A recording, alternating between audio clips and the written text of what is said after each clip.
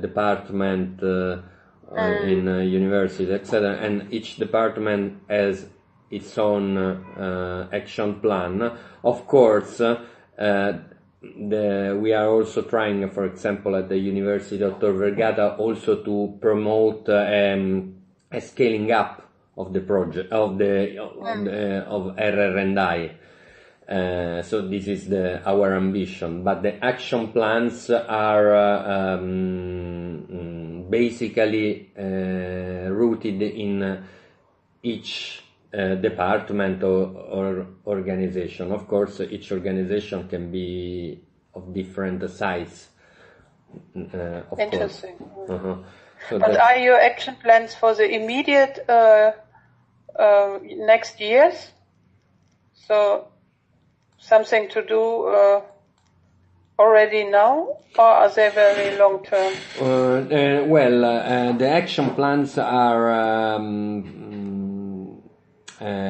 foresees activities according to the 5 keys to begin immediately. Of course, there is a progression, because we are not going to, and in the last year of the project we will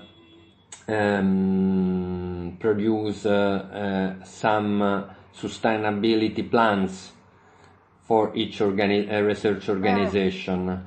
So the idea is that the action plans are a sort of learning process in which we begin to implement the change process.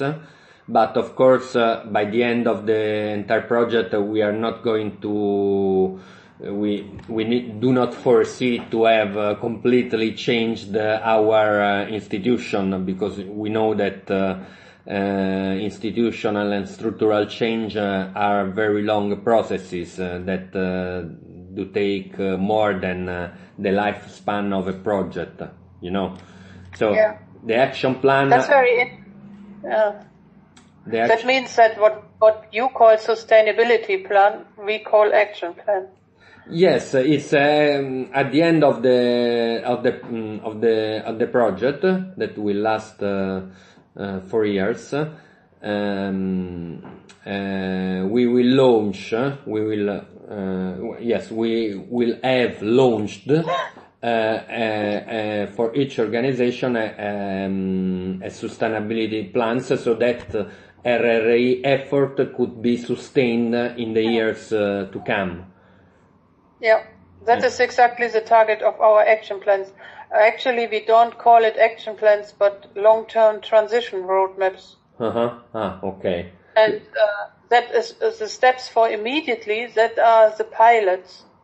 Okay. The things that are done within the project. Also, in each key, we have like 2 to 5 things that will be done immediately that we call pilot activities. And the action plans, they are the plans for long-term transformation of the whole organization up to 2030. Okay.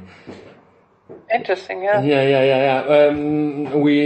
I understand that we have sort of also difference in the, let's say, in the wording, but. Of course, the pilots are something that is going to begin immediately. This is important to continue our my questions, because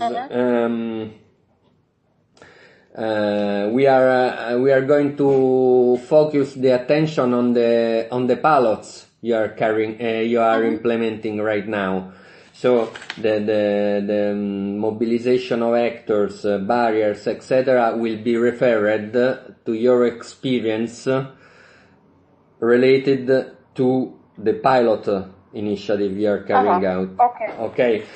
And the action plan, I understand, is something that will last for the following years. Okay, very good. Yeah. So. Just focus our attention on your Fraunhofer activities more, and if you have also examples, I accept about the TNO, they are good. So the question is, who are the actors that are mainly involved in the implementation of these pilots and action plans in the future. But the pilots, who are the actors that are involved in designing the action, the pilots, implementing it, etc. It's very different from dimension to dimension.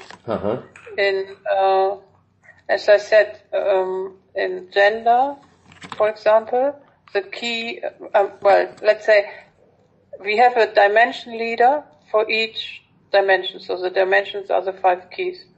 So in the case of ethics, this is in the Fraunhofer Central Unit. In the case of gender, this is one of the institutes, Fraunhofer IAO.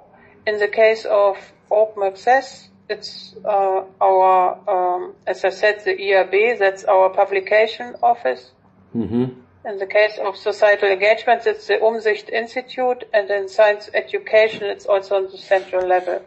And then, of course, for each dimension, we did a stakeholder analysis. So who in the organization is, so we have the one responsible driving this forward, but others are affected or somehow need to be engaged. So for each dimension, we have something like 10 key actors that were also invited to develop the vision and to select the pilots. It probably doesn't make sense if I go through all the because there's 10 people for each dimension, but let's say, for example, for the gender dimension, we had the central diversity officer, but we also had the human resources people, and we had the officers for equal opportunity from several institutes. So this kind of stakeholders. And you mean stakeholders are internal stakeholders? Yes, both. Of course, because it's an organizational change process, we have to focus on the internal stakeholders. But for the visioning, we also engaged with external ones. For the visioning, but with caution. This has to be done with caution because it's very important that you have space within your organization to be clear about what you want to achieve. And often others from the outside they don't really understand the problems in the organization. But we tried to involve external stakeholders as well. For example, for open access, this is very much driven driven also by our research ministry, which is also partly funding Fraunhofer, so they are an important stakeholder. So we had them on board to define our goals.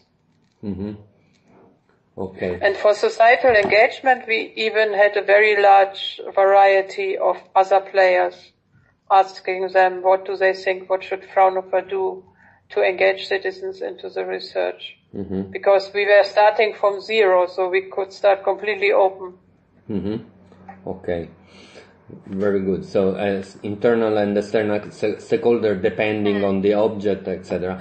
Sorry, one of your partners is Manchester Metropolitan University. Do they implement action plans too or not? No. They are advising us that because we said we need to ground this in organizational theory somehow. Okay. And we are applied research organizations. We have a limit on how theoretical we become. So we were looking for a partner who can help us to better understand what's happening in our organization. And it turned out that Sally Randalls, she has developed with others this concept of deep institutionalization. Yes, I read the paper. that fits very, very well to what we want to do. So we asked her to come on